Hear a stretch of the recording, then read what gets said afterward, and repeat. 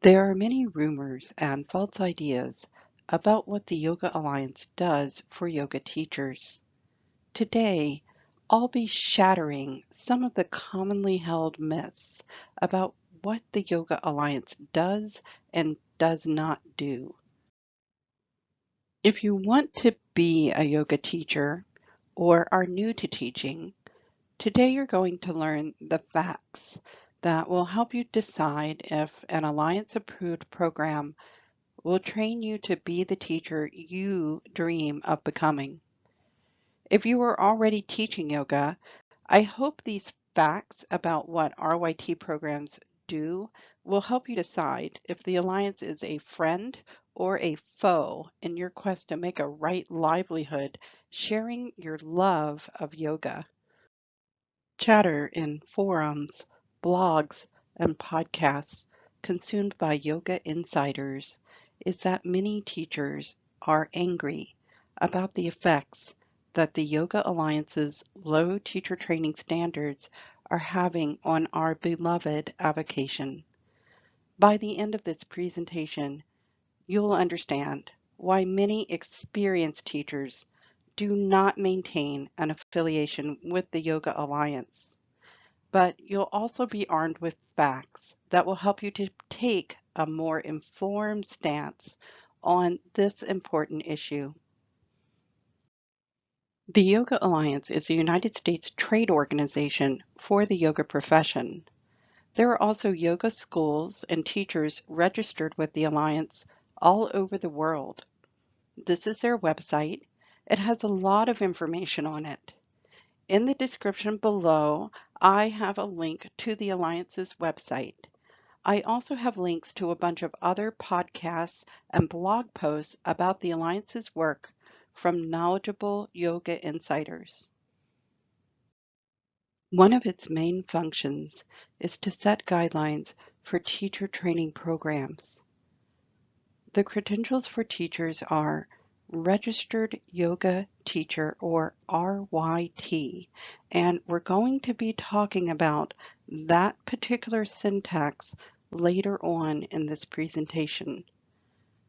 The initial level of RYT is 200, and that is what I'm going to be sharing the requirements for, because that's the first hurdle you have to pass in order to get into the Yoga Alliance. You can take additional courses to become RYT 500, and then if you want to lead teacher training programs, you can become ERYT 200 and then 500. I'm going to touch on the advantages and disadvantages of going into these higher levels of training. You're probably wondering what my angle is. Am I a supporter or an opponent of the Yoga Alliance? The answer is, I'm someone with a unique perspective on creating training programs, the yoga profession as a whole, and trying to make a living as a yoga teacher.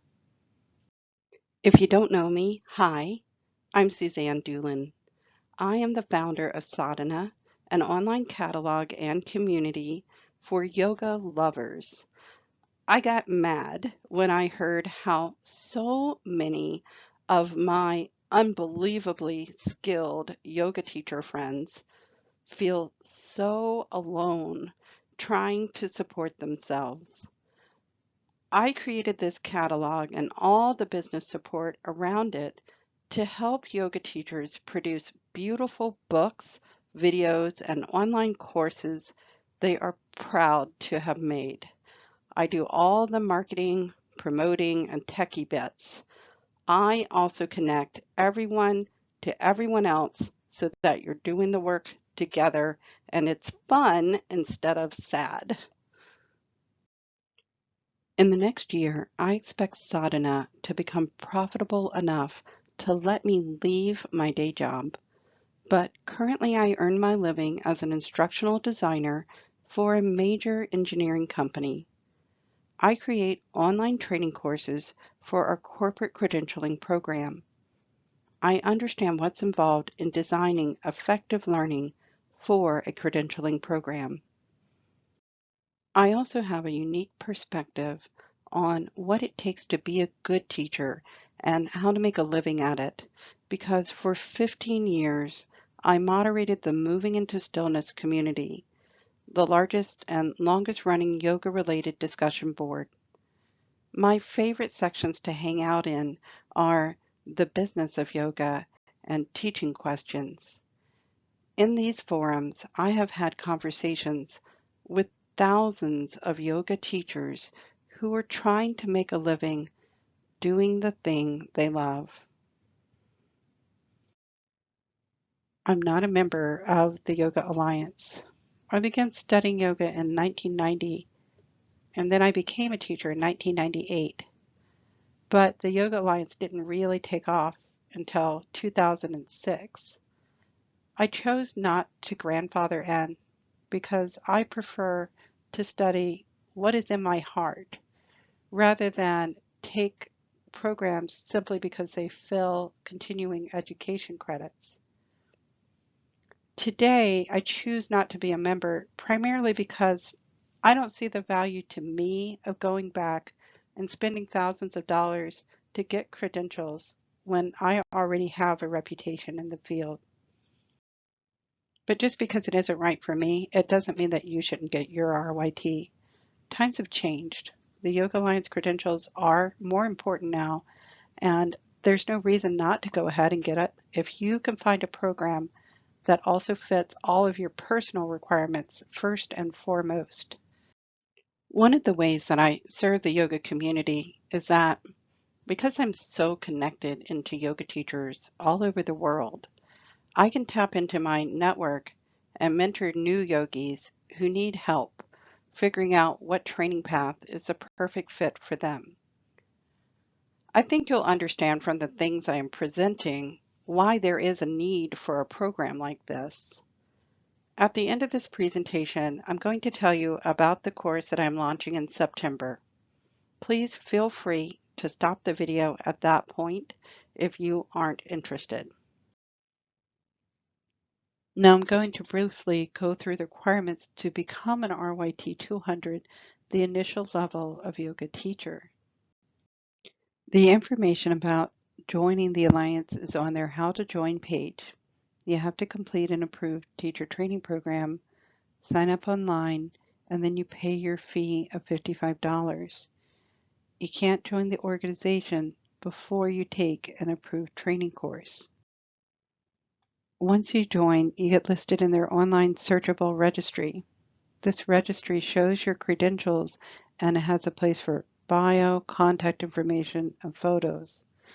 The Alliance recently put a lot of work into making this registry more functional, and teachers are really starting to use it as a resource.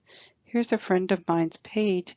You can see that you can really get a sense of who she is as a teacher just by looking at this beautifully laid out page. They put a lot of thought into it. So this registry is starting to get a lot more traction since they've redesigned it and made the search function work better. You also gain access to a members only area of their website. You get some discounts on clothing, insurance, yoga supplies, and other things. The one I really want to talk about is the insurance, because a lot of people think that they can't get insurance except through the Yoga Alliance, but you can get insurance if you are not a member of the Yoga Alliance. I have insurance and I'm not a member. Once you join, you can officially use the designation RYT after your name, meaning Registered Yoga Teacher, and that indicates that your name is in the registry. So what's involved in an Alliance-approved training course? Next slides, I'm going to explain the requirements.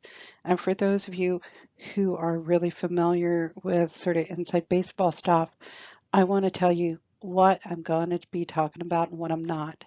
So I'm not going to be talking about issues of enforcement of these requirements. My intent is simply to show what the standards are. And please be aware that I'm presenting the Alliance minimum standards, but programs can and do exceed these guidelines. But I think that you'll understand why it's important to research a program that offers RYT RYT designation when you see just how low the bar is. There are no prerequisites to enter a yoga teacher training program. The Yoga Alliance does not require you to have taken one single yoga class before you enter a teacher training program. And there are people currently taking yoga teacher training who have never practiced yoga. Now, there are many industries where you don't need experience to enter the field.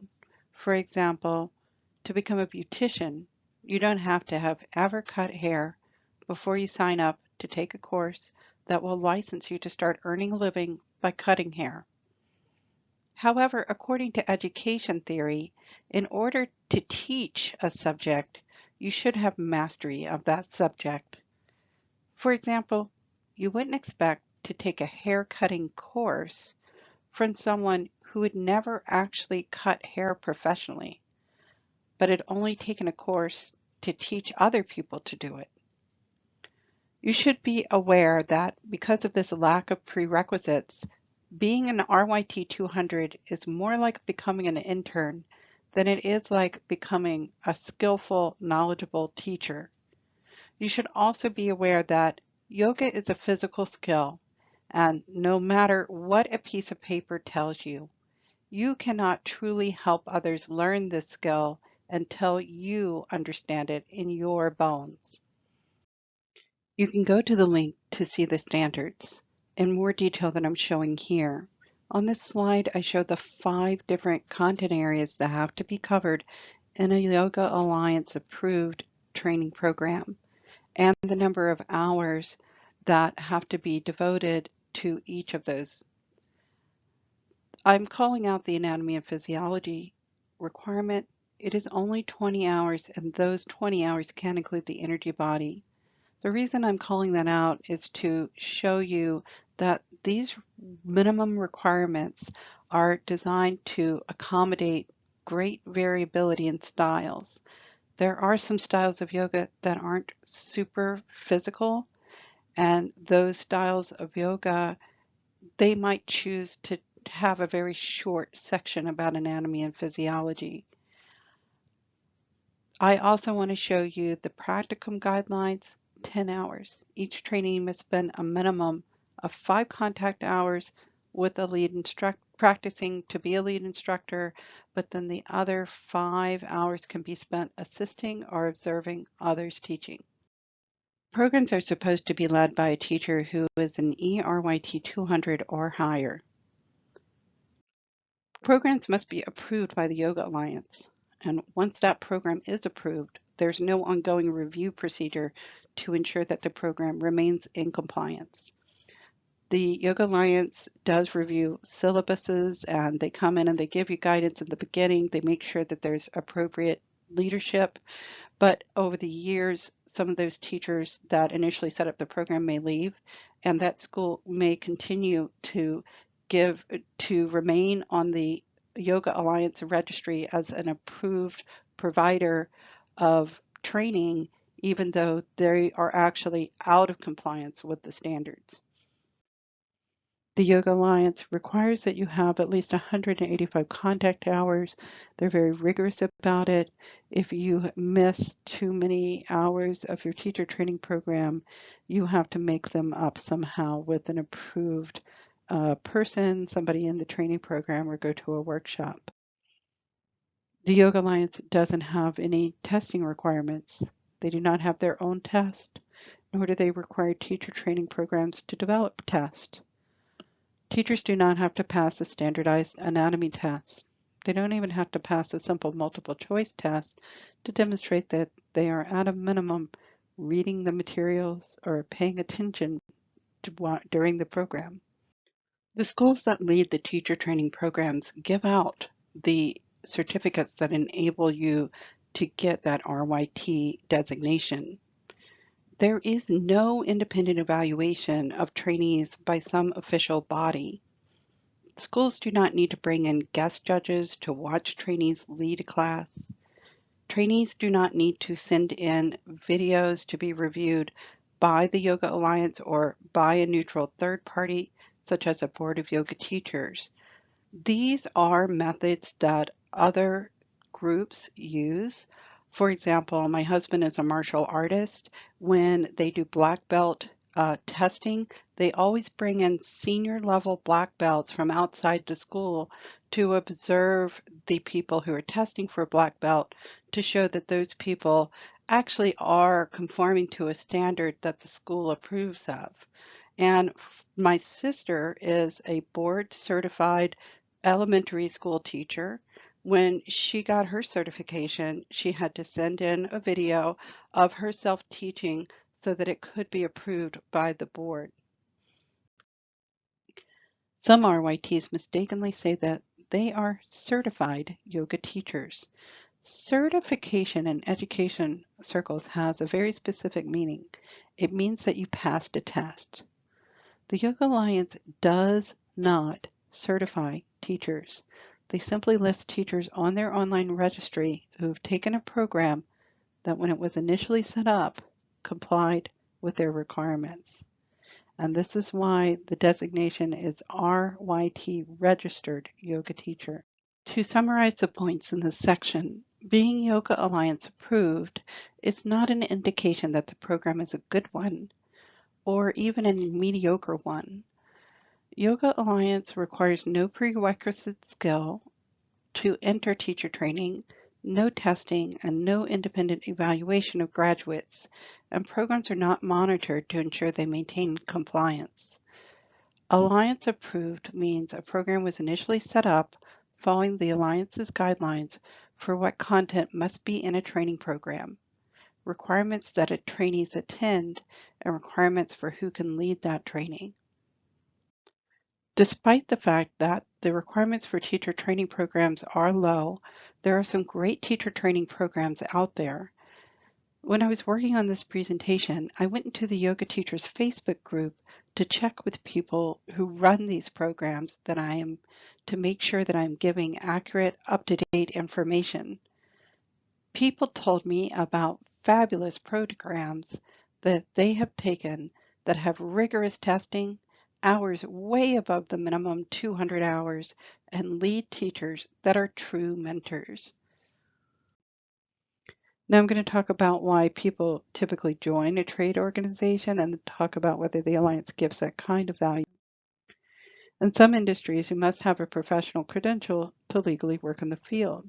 For example, in most states, to be a massage therapist, you need to be licensed, and that's not true of yoga. There is no state that requires a professional license to teach yoga. The Yoga Alliance does not give a professional license. In fact, the Yoga Alliance is a leader in preventing state regulation of yoga teaching. And if you support that effort, I think it's a good reason to participate in the Yoga Alliance. If you want to see more about this work, go to the advocacy section of their website to see all the work that they do to prevent legal regulation of yoga teaching.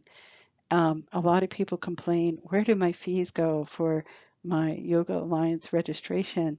Because it's not going to a lot of these other areas that you're going to expect a trade organization to do. Well, this is where the money's going. Even if it's not legally required, sometimes you need a piece of paper to get in the door. Some studios do require you to have RYTs to teach there. And if you want to work in a studio that requires you to have your RYT, then I do recommend that you pursue it. However, I will talk about how I think that you should do that, because as I showed earlier, just because a program offers RYT, it doesn't mean that it's a quality program. Teacher training is very expensive, usually $1,500 and up. I think if you're going to spend that kind of money, you should go to a program that's worth it. Remember, if you want to teach at a gym or at a YMCA or at a community program or at a business, those places probably aren't going to ask for your RYT, but they'll be happy to accept a certificate showing that you completed a teacher training course. They're likely just not going to know about the whole RYT thing. Another reason people get professional credentials is to set their resume apart. For example, in my field of engineering, some of my friends get calls from recruiters because of the set of letters after their name, and it makes them really coveted.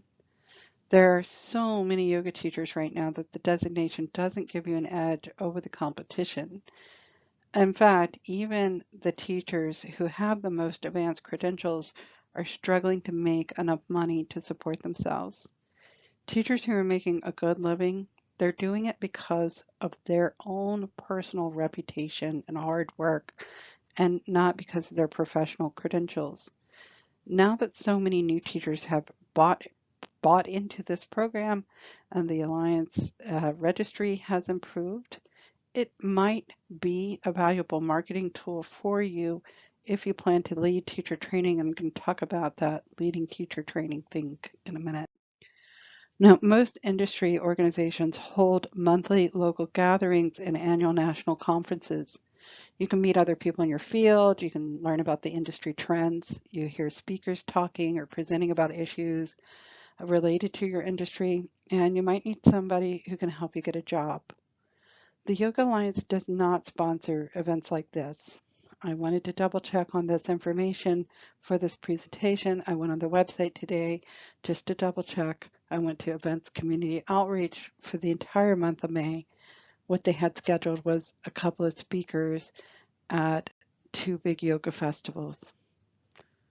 As I mentioned, the Yoga Alliance doesn't host monthly get-togethers or conferences, and they don't provide much ongoing training for their members. There are some online videos on their website, and I think they're trying to do more with this, but it's not currently a rich source of information for their members. If you want the real inside baseball information about yoga teaching, I suggest you join your local yoga teachers group that's affiliated with your style of yoga, or you might go into these online discussion communities for yoga teachers. You might also expect an industry organization to enforce ethical standards, and that having the designation shows you are a member in good standing in the yoga community. Although the Alliance has an ethical code of conduct, they previously did not investigate grievances made against teachers. They recently updated their website with some new grievance policy and some information about sexual misconduct in teacher training programs. In a recent podcast on the Jay Brown blog, I learned that the Alliance is now following up on removing schools from their registry that violate the Code of Conduct. So enforcement of ethics, this is always an issue for any trade organization, and the Alliance is making steps in the right direction, but just know for right now, they're really not enforcing any kind of ethics against individual teachers. Their actions are all directed at schools. The other big reason that people get into trade organizations and credentialing programs is to be able to reach a level to credential other people. And that is the main reason to get involved with the Yoga Alliance. Now, one of the few ways that yoga teachers can make significant money is by training other yoga teachers. And a lot of new yoga teachers want that seal of approval that says, I'm a real yoga teacher, I'm an RYT. And then, of course, once they get it, they kind of learn that, like, that didn't really give them that much. It didn't give them an edge, against their competition. They didn't get any networking or marketing or ongoing training. But now that they have it, they feel like, okay, I can start teaching. Um, and then, what happens is the whole thing becomes a big cycle where the teachers have to go on to train other teachers in order to just make a living at it. It's a little bit of a hamster wheel. There's a lot of people who are really doing a lot of hard work to try to make a living as yoga teachers, and these teacher training programs are keeping them afloat. It's sort of the dirty little secret of the yoga industry, and I'm personally doing my own work to change the teaching standards and in the yoga industry, but I'm just not doing it through the Alliance. So I just want you to know that this is a great reason to be involved with the Yoga Alliance for right now. If you really do want to become making your living as a yoga teacher right now, you really need to go on to teach people. And to do that, and give out the certificate that people want, you have to have an ERYT. Now, here's my recommendations for people who are interested in becoming yoga teachers. If you really care about being a great teacher, study with a great teacher, regardless of whether you get RYT or not. Some fantastic training programs are no longer affiliated with the Alliance because those teachers want the Alliance to set a higher bar. Also note that most of the master teachers teaching right now did not study under this Alliance teaching system.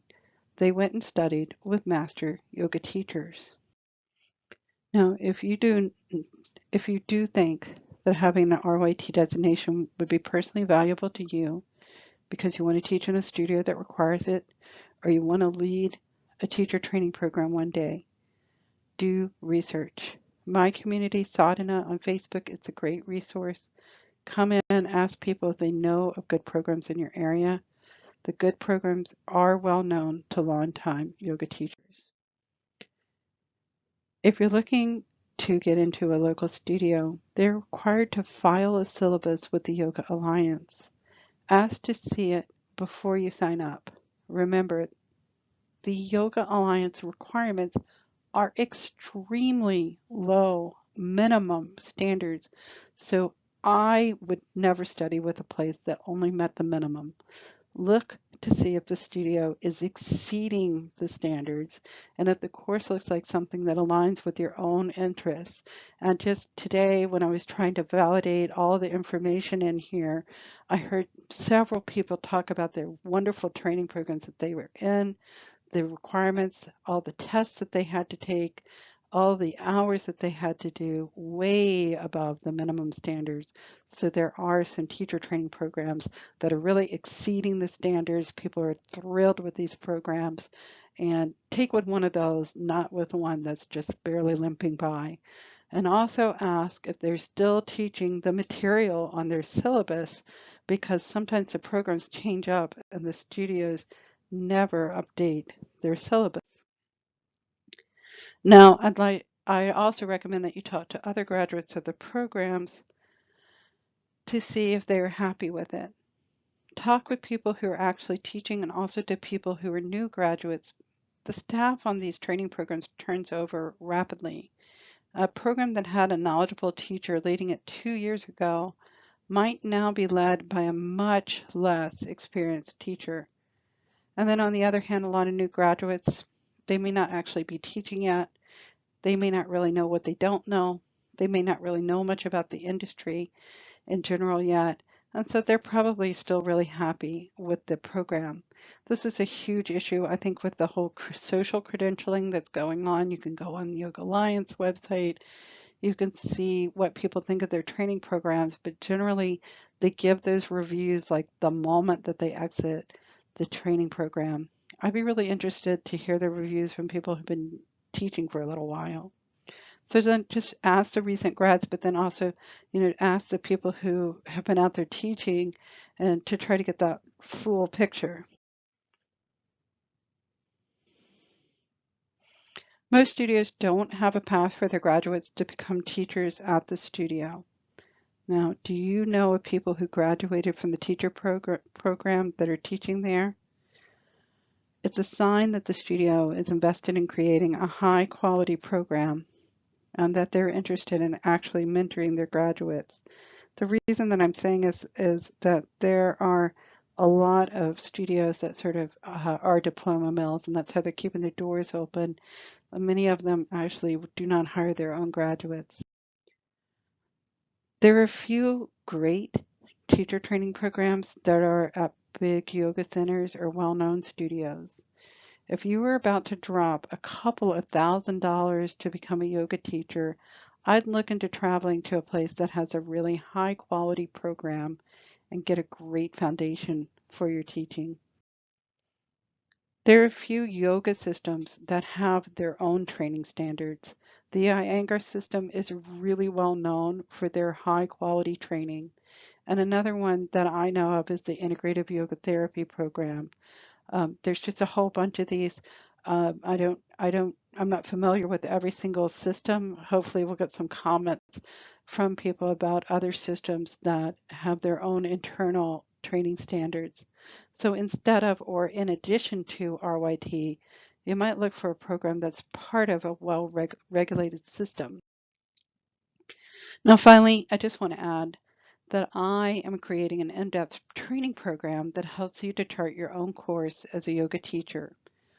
I will help you decide what programs you should study in order to become the teacher that is in your heart to be. You will make friends with other people who want to find their own unique specialty teaching yoga, people who want support to be their true selves, and you're going to be there to help them blossom. And they're going to be there for you. It's an in-depth program with a path to make a living as a teacher and tools to be a leading teacher. It's not going to make you an RYT, but it will help you decide if that makes sense for you. And I'm going to work with you one-on-one to help you choose not just a good program, but the program that's going to help you reach your own personal teaching goals. So please sign up for my mailing list to receive more information on this online program as it becomes available. The course starts in September 2017. There was a discussion on a draft of this presentation with 3 experienced yoga teacher training leaders. Also, I have a discussion thread about the Yoga Alliance at the Sadhana discussion board.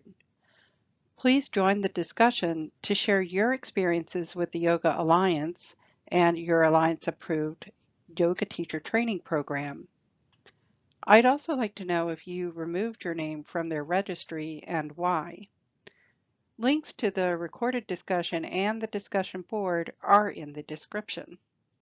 Namaste. I appreciate your listening. Bye.